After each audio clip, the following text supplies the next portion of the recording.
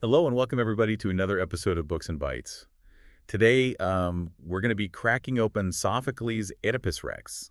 So get ready for a deep dive into ancient prophecy and fate and some seriously intense family drama. Yeah, it's a classic Greek tragedy that explores, these really timeless questions about free will and destiny and the pursuit of truth, no matter how painful that truth might be. Exactly.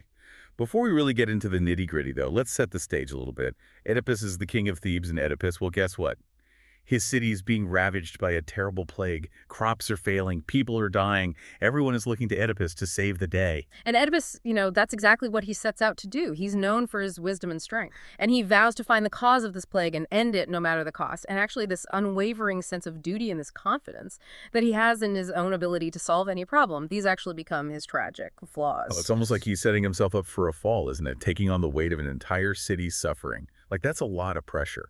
It is a lot of pressure. And remember, the audience already knows the truth about Oedipus's past.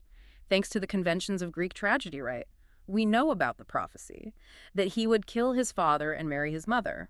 And so that creates this incredible tension as we watch Oedipus, who's completely oblivious, charging headfirst into a situation that will ultimately destroy him. Yeah, you're right. It's like watching a slow-motion train wreck. You know what's going to happen, hmm but you just can't look away. That's a great way to put it. Sophocles is a master of building suspense like that. But it's not just about the plot twist, right? He's also using this dramatic irony to explore this idea of blindness versus insight. What do you mean by that? Well, think about it. Oedipus has physical sight, but he is completely blind to the truth of his own identity and his Right. role in the plague. He's so focused on finding an external solution that he fails to look within himself. It makes me think about the blind prophet Tiresias. He can't physically see, but he sees the truth about Oedipus more clearly than anyone else. Exactly. Tiresias is such a fascinating character. Sophocles is using him to challenge our assumptions about sight and knowledge. Tiresias is the one who tells Oedipus that he is the murderer he seeks. But of course, Oedipus refuses to believe him. Yeah, his pride just won't let him accept the possibility that Right. he could be wrong. Right. He lashes out at Tiresias. He accuses him of plotting with Creon and generally demonstrates that classic tragic flaw of hubris, excessive pride, and arrogance. This is a major turning point in the play. Oedipus's refusal to even acknowledge the truth sets him on this path of self-destruction. But it's not just pride that's driving him, is it? I mean, he really wants to save Thebes. Absolutely. His intentions are noble, but that almost makes it more tragic. His unwavering determination to find the truth, combined with his blindness to his own flaws, ultimately leads to his downfall. It's like he's caught in a web of his own making, and every step he takes to free himself only tightens the threads. So how does Jocasta fit into all of this? Oedipus's wife. Well, she enters the scene, trying to calm things down. There's this huge confrontation brewing between Oedipus and Creon, and Jocasta steps in to play the role of peacemaker. She tries to dismiss prophecies as unreliable and defend her husband. But ironically, her actions actually push Oedipus closer to the truth that will ultimately destroy them both. So she's trying to protect him, but she's unknowingly leading him to his doom. That's heartbreaking. It is. And it really raises these questions about fate versus free will. Is Jocasta a victim of destiny? Or do her choices, however well-intentioned, contribute to the tragic outcome? Sophocles doesn't give us easy answers. He wants us to grapple with these complexities. And he does such a brilliant job of weaving together these different threads of the story, the pacing, the dialogue, the characters.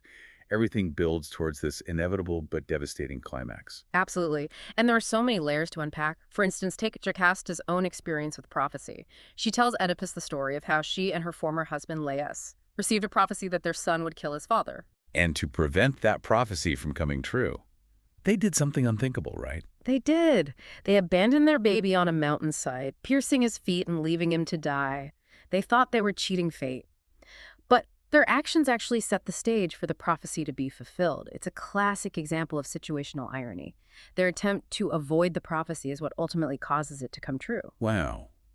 That's heavy stuff. It is, and it's only going to get more intense from here. This revelation about Jocasta's past is what really starts to unsettle Oedipus. He begins to recall his own past, being abandoned as a baby, raised by different parents, and he starts to put the pieces together. He's realizing that he might actually be the son of Laius and Jocasta, The very son they tried to kill to avoid the prophecy. Right. Talk about a terrifying realization. Exactly. And that's where we'll pick up in the next part of our deep dive. We'll explore how Oedipus's relentless pursuit of the truth leads to the devastating climax of the play, and the profound questions it raises about knowledge, guilt, and the nature of human suffering. So last time we left off with Oedipus starting to grasp that horrifying possibility, that he might actually be the abandoned son of Laius and Jocasta. I mean, can you imagine the weight of that realization? Oh, it's a moment of just pure existential dread. Suddenly all those pieces of his past that didn't quite fit, the rumors, the whispers, that strange encounter he had on the road years ago, they all start to make sense in the most terrifying way. Yeah. And remember, he's still trying to solve this plague that's tormenting Thebes.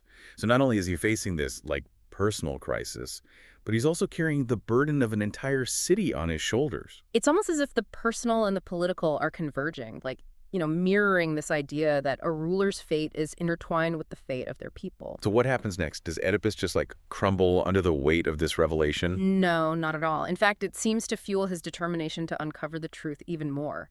He's like a man possessed. He has to know for sure, even if it destroys him. And this is where the play really starts to feel like a psychological thriller, doesn't it? Yeah. It's less about the external events and more about Oedipus's internal struggle. He's grappling with these questions of identity and guilt and the very nature of truth. Exactly. And Sophocles masterfully ratchets up the tension with each new piece of information that's revealed. Remember, Oedipus is still clinging to a sliver of hope at this point. He believes that if he can just disprove the prophecy about killing his father, then maybe, just maybe, he can escape the full weight of the oracle's words. Right, and just when his hope is starting to flicker back to life, a messenger arrives from Corinth with news that Polybus, Oedipus's supposed father, has died. It's this moment of both relief and dread. Oedipus feels relieved because he thinks, okay, well, this disproves the prophecy. But the fear of fulfilling the other part, marrying his mother, still lingers. He can't shake that feeling of impending doom. Oh, it's like the universe is toying with him, giving him a taste of hope, only to snatch it away again. That's a great way to describe it. And this is where Sophocles really starts to explore this theme of free will versus fate. If Oedipus is truly meant to fulfill the prophecy, then wouldn't he have killed Polybus eventually, regardless of whether Polybus was his biological father or not? Yeah, it's a real mind-bending question, and it's one that has puzzled scholars for centuries. Right. But before we dive too deep into that philosophical rabbit hole, let's get back to the story. The Corinthian messenger, wanting to comfort Oedipus, reveals that Polybus and Merope weren't his biological parents after all. He tells Oedipus that he received him as a baby from a shepherd on Mount Kithaeron. Wait a minute. Mount Kithaeron. That's where Laius was murdered. And it's where Jocasta and Laius abandoned their baby. All of a sudden, the pieces are starting to click into place. Not just for Oedipus, but for the audience as well. Exactly. This is where the dominoes really start to fall. Jocasta, realizing the horrifying truth, is devastated. She begs Oedipus to stop his investigation, to just let things be. But he's too far gone. He's consumed by the need to know, driven by this relentless pursuit of truth, even if it destroys him. And this is another key moment where Sophocles emphasizes that theme of blindness versus insight. Jocasta, who once dismissed prophecies as unreliable, is now the one who sees the truth most clearly. But she's also the one who's most afraid of what that truth will bring. She begs Oedipus to stop, to remain in a state of blissful ignorance. But he can't. He has to see for himself, even if it blinds him. It's such a powerful juxtaposition, isn't it? Jocasta represents a kind of intuitive wisdom, a recognition of the limits of human knowledge, and the dangers of pushing too far. Oedipus, on the other hand, represents this relentless drive for knowledge, this desire to control and understand the world, even if that control is ultimately an illusion. So, despite Jocasta's pleas, the investigation continues. What happens next? Well, the final piece of the puzzle arrives. The shepherd who gave Oedipus to the Corinthian messenger. He is also the same shepherd who was present when Laius was murdered. And with trembling hands and fear in his eyes, he confirms that he gave the baby Oedipus to the messenger, revealing that the baby was given to him by Jocasta herself and was believed to be Laius's son. Oh, it's the moment of full and devastating realization for Oedipus. All the suspicions, all the fears, all the half-truths, they coalesce into one undeniable, soul-crushing truth. He is the murderer of his father and the husband of his mother. The prophecy has come true in the most horrific way imaginable, and Sophocles doesn't shy away from depicting the raw, visceral impact of this truth on Oedipus. Yeah, what follows is one of the most powerful and disturbing climaxes in all of Greek tragedy. Tell us about it. Unable to bear the weight of the truth, and the consequences of her actions. Jocasta takes her own life. Oedipus, in a fit of despair and self-loathing, takes the pins from her dress and blinds himself. It's a scene that's both shocking and deeply symbolic. Blinding himself represents not only his punishment for failing to see the truth sooner, but also a kind of symbolic castration, a rejection of the physical sight that led him to this horrific knowledge. You're right, it's a powerful image that speaks to the play's central theme of blindness versus insight. Physical sight in this case has become a curse. It's only through blindness that Oedipus can finally see the truth of his own actions and the devastating consequences of his choices. So the play ends with Oedipus blind and broken, begging to be exiled from Thebes, leaving Creon to rule in his place. It's a bleak ending, but there's so much depth and complexity to it. Absolutely. And that's what makes Oedipus Rex such an enduring masterpiece. It's not just a story about a man who made terrible mistakes. It's a profound exploration of the human condition, the nature of fate and free will, the relentless pursuit of truth, and the agonizing consequences of knowledge. So we've been unpacking Sophocles' Oedipus Rex. And wow, what a journey it's been. We've witnessed Oedipus's transformation from this revered king to a man who's just completely shattered by the truth of his own actions. It's really left me contemplating the price of knowledge. Is truth always worth the pain it can bring? That's the very question that Sophocles leaves us grappling with. Oedipus's relentless pursuit of the truth ultimately led to his destruction, but it also brought a certain kind of liberation. He faced his demons, even though it cost him everything. There's a particular passage that really struck me.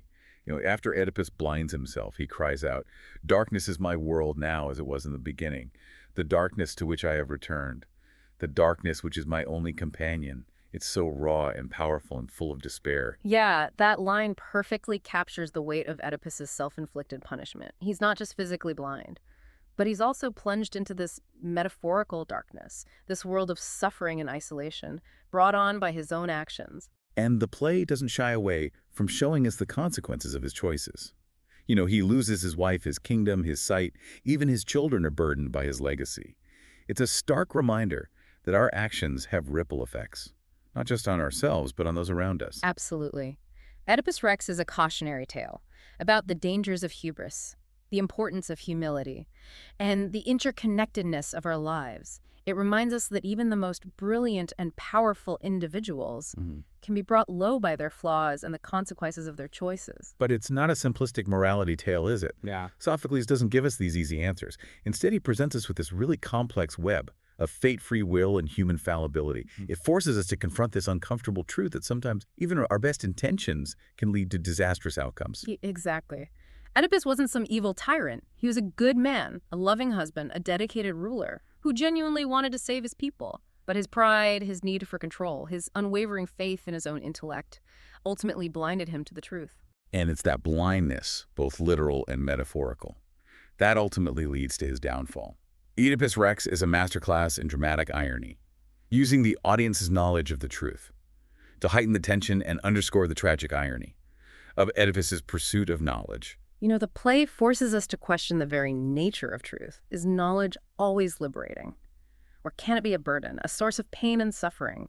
Oedipus's journey suggests that the truth, however painful, can lead to a deeper understanding of ourselves and our place in the world.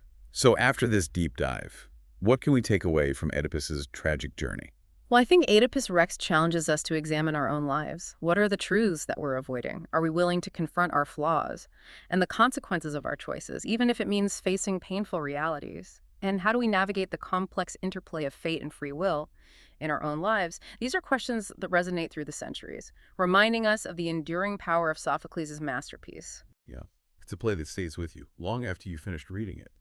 It prompts reflection, it challenges your assumptions, and it sparks conversations that continue to this day. Thanks for joining us for this deep dive into Oedipus Rex. On Books and Bytes,